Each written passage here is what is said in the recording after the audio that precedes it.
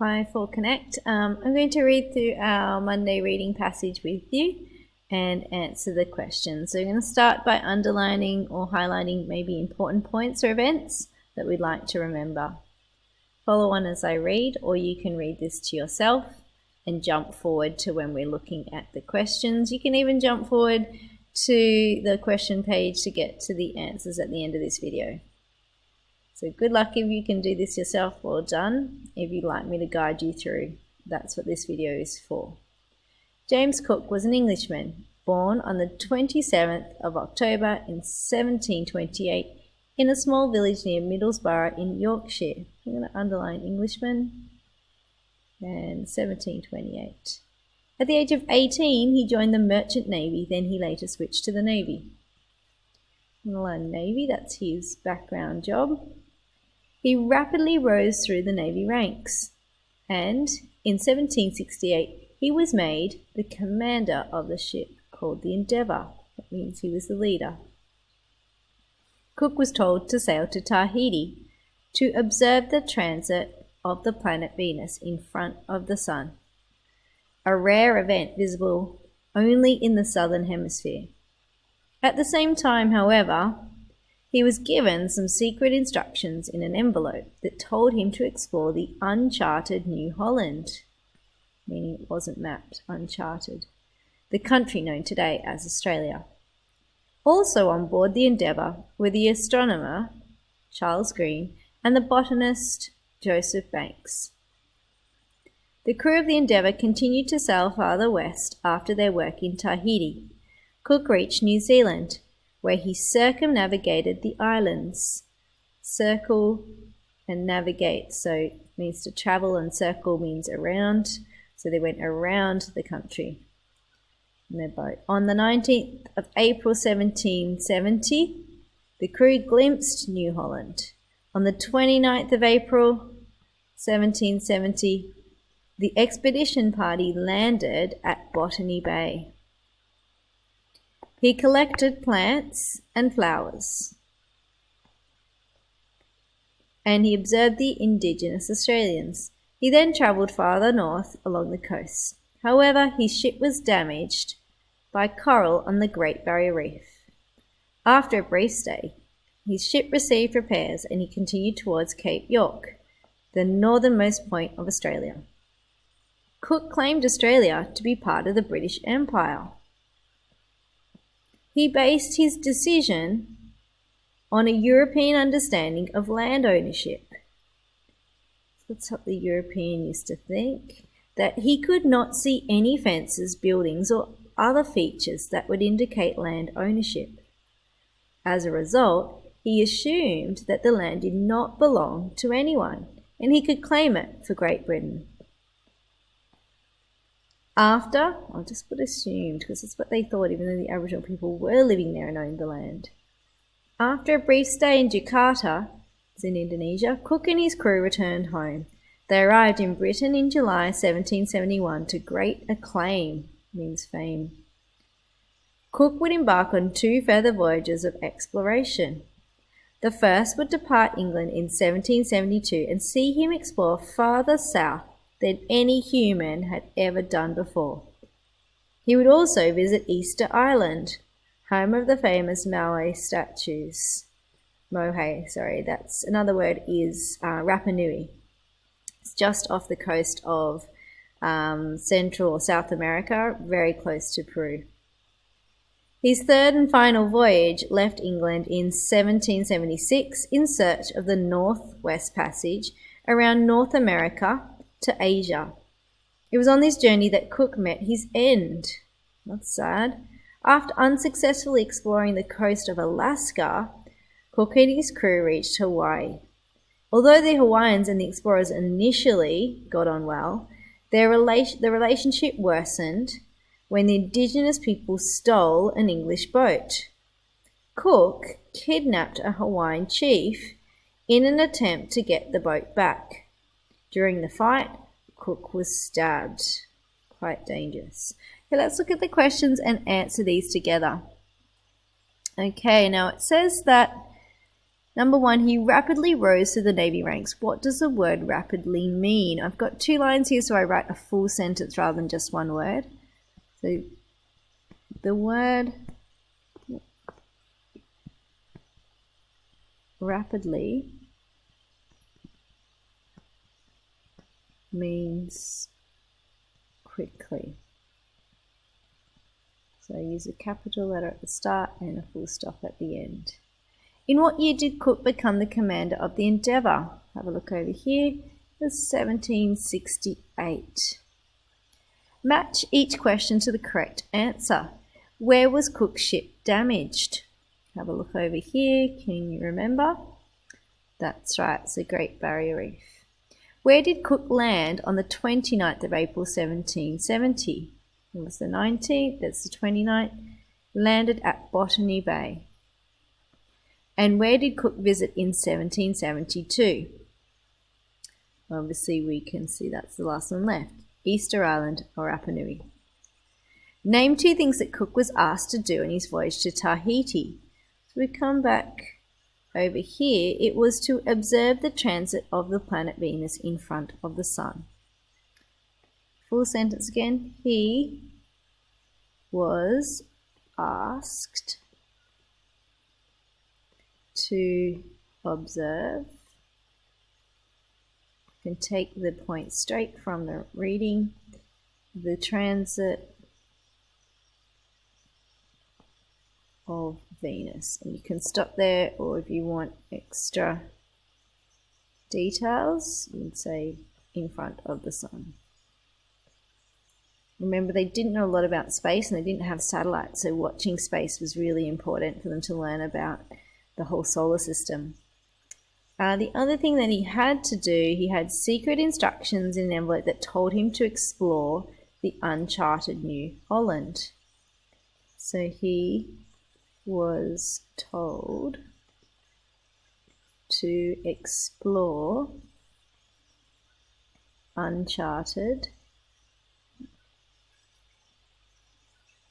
New Holland. Remember to do capital letters. Keep your writing nice and neat on the line, please. It's tricky for me to write neat on a screen.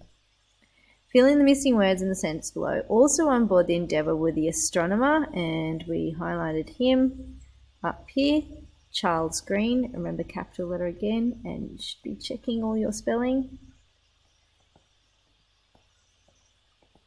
And the botanist, Joseph Banks, and that's what the Banksia tree is named after. That would have had an Aboriginal name, but that was when Joseph Banks studied those plants. Okay, let's come down to our next question. Why did Cook assume that the land in Australia did not belong to anyone? Now, he had the European understanding. He could not see any fences, buildings, or other features that would indicate land ownership. So he assumed that the land did not belong to anyone because of that. So we would say Cook, is part of the question or answer, assumed that no one owned the land.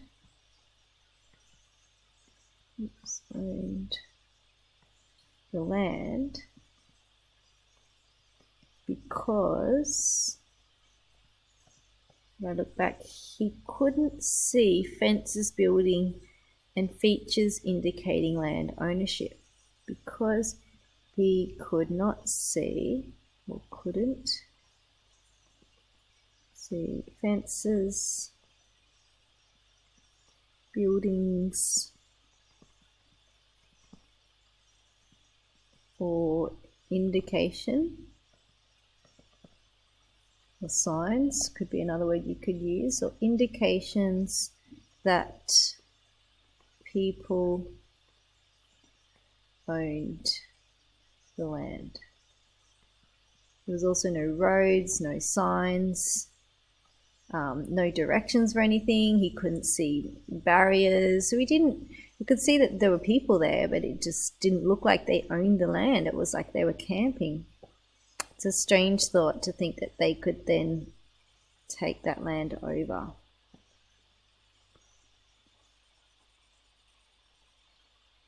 Okay.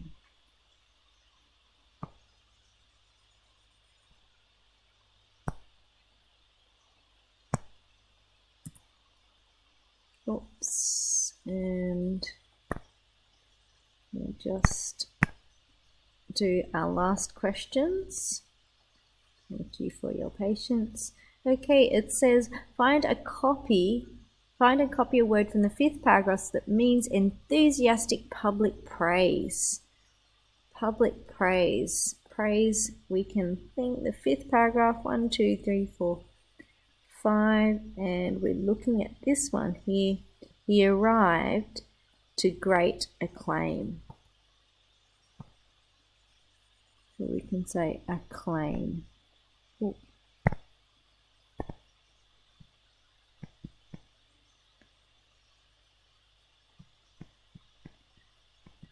Acclaim means, we start with a capital letter.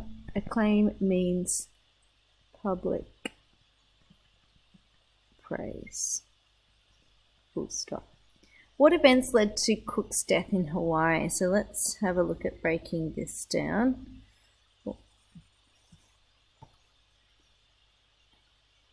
Okay, so first they got on well, but they stole a boat and then he kidnapped a chief and then they had a fight. So firstly, the Hawaiians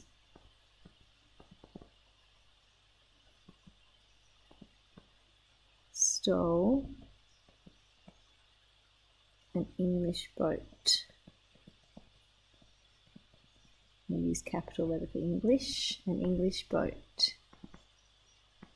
Okay, so to try and get the boat back, to try and get the boat back, comma, Cook kidnapped the chief.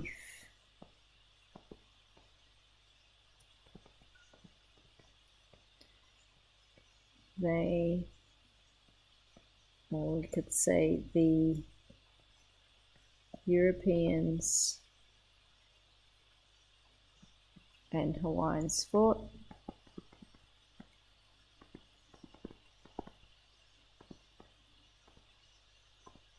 And Cook was stabbed. Pretty sad. I'm sure they didn't mean for that to happen. But remember, their language wasn't clear, so they didn't understand each other's language. They couldn't just negotiate like we would today. Do you think Cook was a significant explorer? Explain your answer. Well, he was the first to actually land, or first Englishman to land on Australia. Remember, the Dutch were before him. He also claimed Australia for England. So that's why we have an English system today. We have part of the English Union Jack on our flag. He actually called it the country ownership for England. And he also had gone further south than any human at that time in 1772. So you could put 3 of those points in. So remember, you're starting with a think. I think. Here's his name, Cook.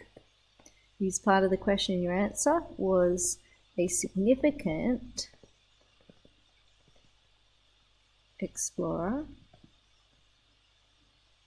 because he claimed Australia for England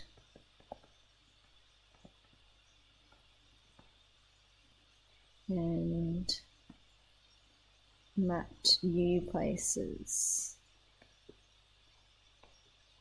Actually mapped the east coast.